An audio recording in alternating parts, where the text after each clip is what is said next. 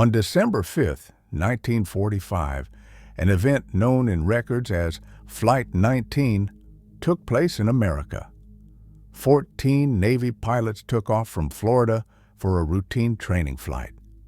Approximately 1 hour and 45 minutes later, flight leader Major Charles Taylor established radio contact with Central Command, reporting that things were seriously wrong.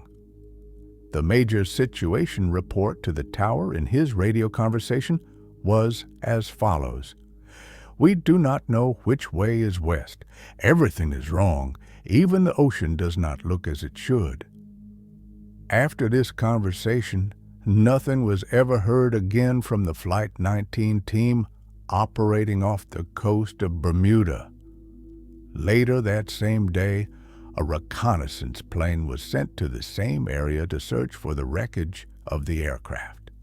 However, 27 minutes after takeoff, in their last contact with the tower, the reconnaissance plane and its crew of 13 reported that their compasses were acting strangely, and they were never heard from again. The first report we have regarding unusual events in the Bermuda Triangle was made by Christopher Columbus in 1492. On his journey, with the hope of discovering the American continents, when his ship arrived in the region known as the Bermuda Devil's Triangle, the entire crew experienced extraordinary events, and these were recorded. Among these phenomena were very fast, bright lights emerging from the sea at night, flying up and re-entering the water, malfunctioning compasses, and rises in seawater levels despite no wind blowing. In the last century, more than 1,000 ships and planes have disappeared in the Bermuda Triangle, leaving no trace behind. In recent exploration developments, robots have found dozens of sunken ships on the ocean floor. However, investigations conducted on the wreckage have failed to reveal why these ships sank. The region around the Bermuda Triangle is one of the places where UFO sightings and reports occur most frequently in the world. For this reason, the possibility of a UFO attack is always mentioned in theories regarding the missing planes. Some conspiracy theorists claim that regarding the accidents where wreckage is never found, portals opening to other dimensions swallow these planes and ships. These claims did not emerge without reason. In the Ellen Austin incident of 1881, the Ellen Austin, sailing into the ocean to salvage an abandoned ship off Bermuda, reached the vessel and left some of its crew there to sail it back to the mainland.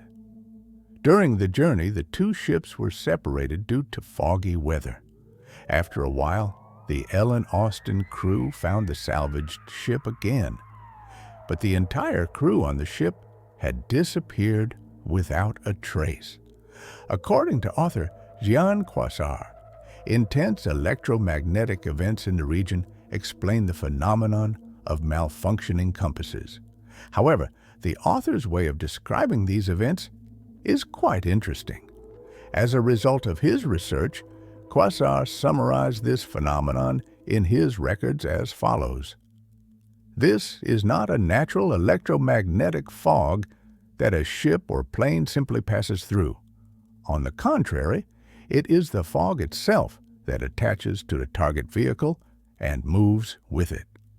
According to some researchers, the secrets of the Bermuda Devil's Triangle lie beneath the sea. As a result of dives made in the region in 1986, a rocky road believed to be man-made was discovered on the seafloor. Conspiracy theorists argue that this path, known in archaeology as the Bimini Road, is part of the ancient empire of Atlantis, and that the lost ships and planes disappeared because some technological crystal mechanisms among the ruins of this civilization are still functioning. Despite all the extraordinary events in the Bermuda Triangle, the American Coast Guard Department classifies all accidents in the region as human error, or accidents caused by the region's unique natural structure, providing no further details. Regarding the unfound wreckage, they argue that the depth of the sea floor and strong underwater currents carry and destroy this debris. Although denying theories about the Bermuda Triangle, the United States built an underwater base affiliated with the American Navy in the region of the Bermuda Triangle in 1964. Various underwater research projects, tests, and radar systems are being conducted at the base. This brings to mind the question, what is America looking for under the water? Against the dozens of theories put forward and America's denial of them, there is one certain truth. All the events experienced take place over a specific area.